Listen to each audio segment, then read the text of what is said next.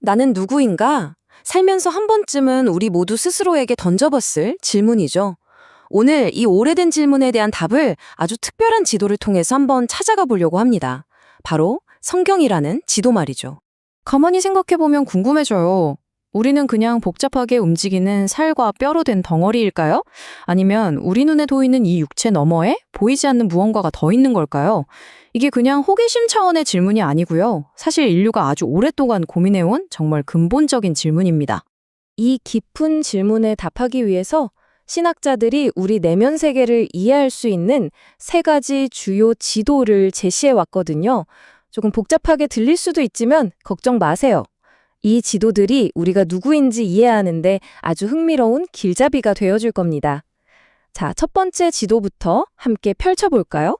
자, 인간이라는 존재를 어떻게 봐야 할까요? 크게 세 가지 관점이 있는데요. 지금부터 하나씩 살펴보겠습니다. 자, 이 표를 한번 보세요. 되게 흥미롭죠? 먼저 사람을 몸, 혼, 그리고 영 이렇게 세 파트로 나눠서 보는 삼분설이 있고요. 또 아니야, 사람은 물질적인 몸과 비물질적인 영혼 이렇게 두 부분으로 되어 있어 라고 보는 이분설도 있습니다.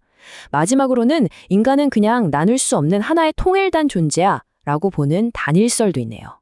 이 세 가지 관점 모두 오랫동안 정말 치열하게 논의되어 왔는데요. 이 중에서 교회사 내내 가장 많은 지지를 받아온 이게 성경 전체의 이야기랑 제일 잘 맞아 라고 여겨진 견해가 딱 하나 있습니다. 뭘까요? 바로 그 핵심으로 들어가 보시죠. 네, 맞습니다. 바로 이분설이에요. 인간의 물질적인 몸, 그리고 비물질적인 영혼, 딱 이 두 부분으로 보는 관점이죠.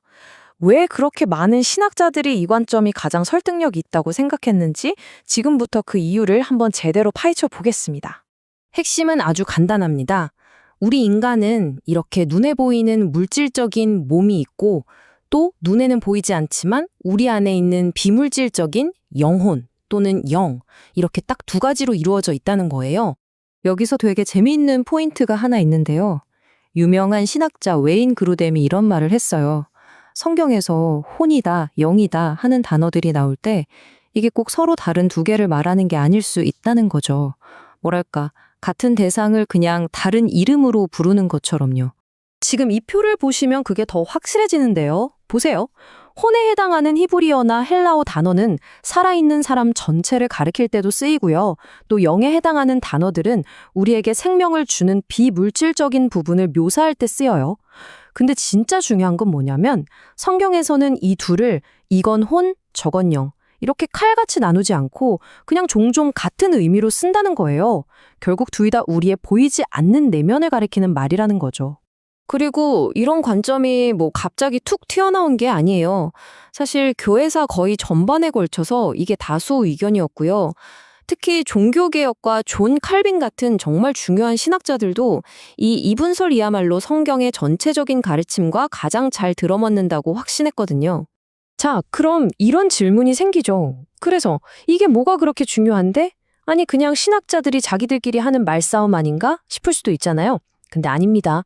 이게 우리 모두가 피할 수 없는 죽음이라는 문제랑 아주 직접적으로 연결되어 있어요. 바로 이겁니다. 우리가 우리 자신을 어떻게 보느냐에 따라서 우리 삶의 마지막 단계인 죽음을 어떻게 받아들이는지가 완전히 달라지거든요. 네, 바로 이거예요. 이분설의 관점에서 보면 죽음이 그냥 모든 게 끝나는 소멸이 아니라는 겁니다.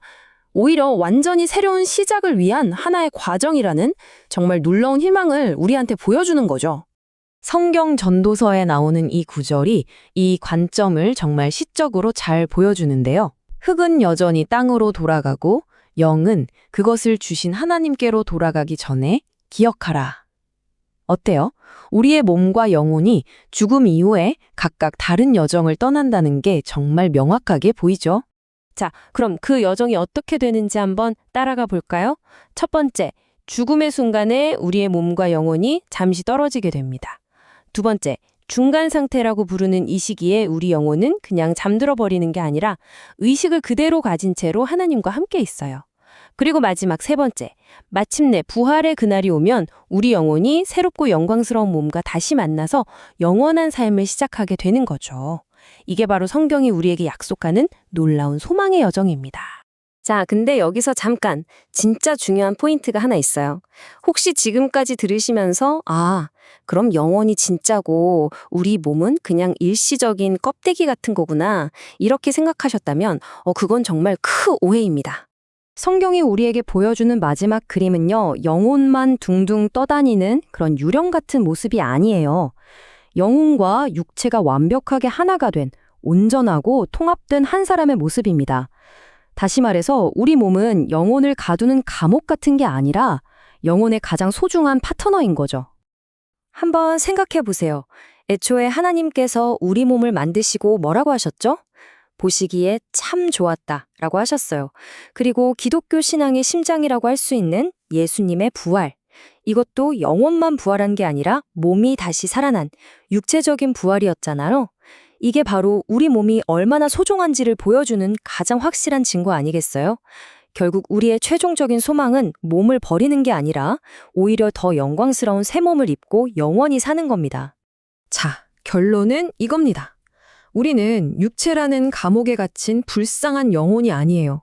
우리는 처음부터 이 몸을 가지고 영원을 살도록 창조된 놀랍고도 아름다운 하나의 통일된 존재, 바로 하나님의 걸작품인 겁니다. 자, 오늘 우리는 몸과 영혼을 모두 가진 하나의 온전한 존재라는 걸 같이 살펴봤습니다. 그렇다면 이 질문을 우리 자신에게 던지면서 마무리하면 어떨까요? 나의 생각과 감정, 그리고 나의 이 몸과 행동, 이 모든 것을 합친 나라는 이 온전한 존재는 바로 오늘 무엇을 위해 사용되고 있을까요?